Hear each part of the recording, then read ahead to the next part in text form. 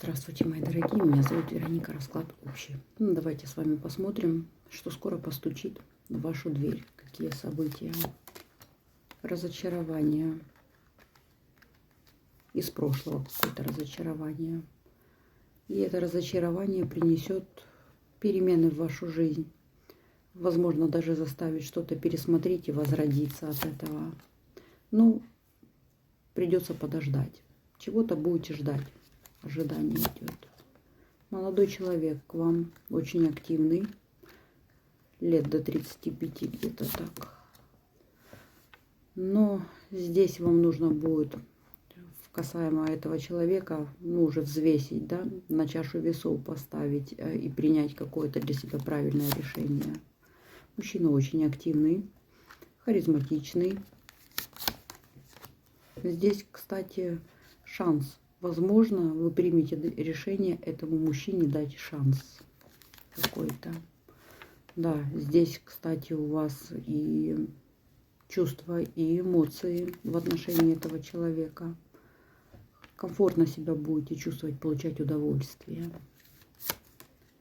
Общение по интернету будет между вами.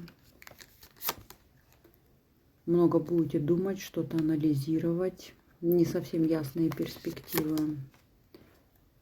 Известие придет еще, получите какое-то известие и успокоитесь. Войдете в баланс, в гармонию, не будете себя накручивать. Опять какие-то у вас сообщения, переписки с кем-то.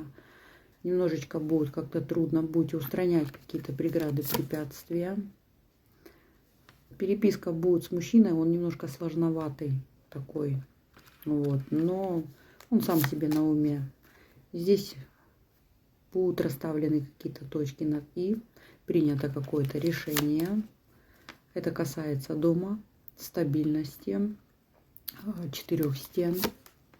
И вас ждет неожиданность какая-то. Неожиданность приведет к обнулению ситуации, и перед вами откроется какой-то абсолютно новый путь.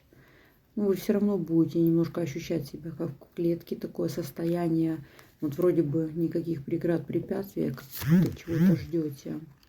И будет какой-то форс-мажор, непредвиденное обстоятельство с каким-то человеком, который отстраненный. А что за форс-мажор? Переписка будет, известие какое-то с таким человек-волк-одиночка. Здесь прояснится ситуация, здесь все будет хорошо, не переживайте. Возможно, вы будете ждать от какого-то человека сообщения, который ведет себя уединенно. Здесь получите. У вас уход из привычного.